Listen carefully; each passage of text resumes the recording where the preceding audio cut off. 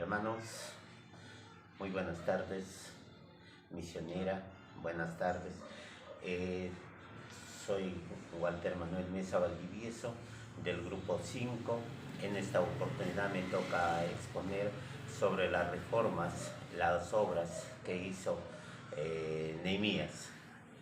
Y aquí vamos a empezar diciendo que Nehemías fue un gobernador que Dios lo eligió para llevar a cabo la reconstrucción del muro de Jerusalén.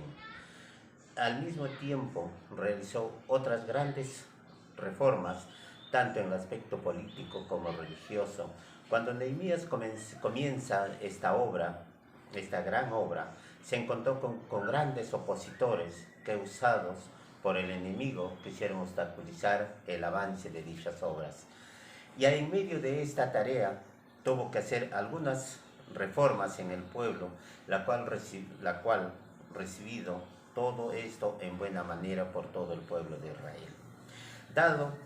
Dando que Nehemías contó con el apoyo de Esdras y con el poder de la palabra de nuestro Dios, de nuestro Creador. Como lo podemos ver en todo el capítulo 8 de este libro de Nehemías.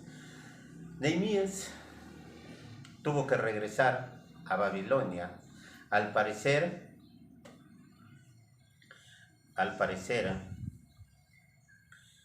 por el tiempo ya cumplido que el rey le había dado. En su retorno, nuevamente las cosas no lo encontraron como él hubiera deseado, estaban como él quiso esperar al llegar nuevamente al pueblo. El pueblo volvió nuevamente a cometer el pecado, por ende un alejamiento de la presencia de Dios. Es por ello que Nehemías tuvo que realizar otras nuevas reformas, esta vez enfocada más en el aspecto religioso. Y dentro de las reformas que él hizo, tenemos las siguientes. Hemos considerado nosotros para esta tarea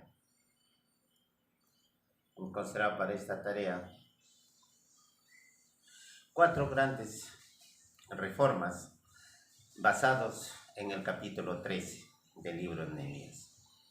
La primera reforma lo hemos considerado la reforma que hizo en el templo. Nehemías descubre que habían hecho un cuarto dentro del santuario a Tobías, uno de los enemigos de Nehemías, que intentó detener la obra. Y al ver esto, Nehemías tuvo que regresar y lo sacó con todos sus enseres, muebles, todo lo que él tenía fuera del templo. Echó además a Tobías fuera. Nehemías ordenó no permitir a los amonitas ni a los moabitas entren a la congregación de Dios, ya que habían intentado maldecirlos cuando iban en pos de la tierra prometida. Además, tuvo que regresar todos los utensilios a la casa de Dios, porque esto todo lo movieron, todo lo sacaron de su lugar para acondicionar el cuarto para Tobías, ya que Tobías ya era parte de la familia del rey. Es que tuvo que hacer estos cambios, todos se movieron de allí. Entonces, esto fue la gran reforma que hizo Nehemías en el templo. Miren, y en la segunda reforma tenemos los diezmos y las ofrendas. Aquí Nehemías restableció las ofrendas que debían ser dadas a los ministros levitas, los cuales habían tenido que dejar el templo, irse a trabajar para su sustento diario, ya que no había una orden, no había ofrendas, no había diezmo, y el sacerdocio no había de dónde él solventar su economía de él, de su familia. Debido a esto, lo dejaron ya el templo abandonado y tuvieron que salir los levitas. Los levitas fueron, nosotros sabemos, una tribu de servicio al Señor, pero a ellos no les interesó, ya no cuidaron eso, tuvieron que abandonarlo. Entonces los levitas tuvieron que abandonar el templo en busca de su comida, de la economía para poder sustentar su casa. Entonces ve esto Nehemías y no lo agradó, y tuvo que poner orden en lo que es la parte económica, en la parte solventar el gasto del sacerdote de este templo. Entonces esto lo encontramos en el capítulo 13 del libro de Nehemías, en los versículos 10 al 14, donde nos habla perfectamente cómo fue repartido todos los diezmos. Y ya no había consideración al sacerdote ya no lo daban esos diezmos. Entonces, preocupado Nehemías, que ya no tenía sacerdote en el templo, es que él, a su retorno, hace esta reforma y nuevamente fue considerado. Como tercera reforma, encontramos que del día sábado, que encontramos en el capítulo 13, en los versículos del 10 al 22. Nehemías, sabemos que nosotros, el sábado era un día sagrado, un día de Dios, un día que nadie hacía nada, solamente se dedicaban a guardar el día sábado. Y como dice en la Biblia, desde el día anterior, que antes que se oculte el sol, hasta el día posterior que se vuelva a ocultar el sol. Entonces, pero esto no hacía el pueblo. Entonces, él, para que se cumpla esto, él ordena, además, cerrar todas las puertas de Jerusalén, hasta que después del día sábado que haya culminado, pase todo esto, con la finalidad de ¿qué? Que nadie pueda vender cosas, ni ingresen extranjeros al templo, porque había cantidad de comerciantes afuera en el templo. Venían de todo lugar a vender sus cosas el día sábado. Ya no lo habían convertido el templo en un mercado prácticamente. Ya no era un templo de adoración a Dios, sino un templo ahí donde estaban todos, extranjeros, encontrábamos extranjeros todo ahí en esto. Por eso que Nehemías ordena que se cierren todas las puertas. ¿Por qué? Porque él sale a una de las puertas y lo ve a todos los negociantes ahí y les dice, ¿se van o les quito todo? Entonces, al ver eso, todos fueron cerrar las puertas y todos los mercaderes tuvieron que abandonar porque ya no había donde ellos puedan vender, donde ellos ya no hacían negocio con el pueblo que estaba ahí. Entonces, lo que pasa, esto se refiere a la reforma del día sábado. Entonces,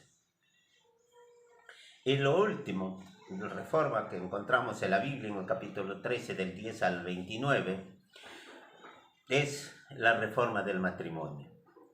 Durante la ausencia de Nehemías, el pueblo había celebrado varios matrimonios mixtos, rompiendo así su convenio solemne con Dios. Esto significa que el pueblo salían hombres o mujeres a otras ciudades y aparentaban, o sea, se unían en matrimonio y comenzaba por ahí el pueblo ya a no cumplir y rompiendo así el compromiso que tenían ante los ojos de Dios. Entonces, Nehemías hizo un trato severo para esta gente, muestra el contraste que existe entre su gran fidelidad a Dios de Nehemías y la negligencia, la desobediencia y la deslealtad del pueblo. Nosotros siempre hemos caído en pecado, desde antiguo, desde el pueblo de Israel, siempre nos ha ido mal por nuestra desobediencia. Dice en la palabra que la obediencia es más fruto que cuántos sacrificios hagamos, que cuántos ayunos hagamos, que cuántas oraciones hagamos. Si no tenemos obediencia, No podemos hacer eso.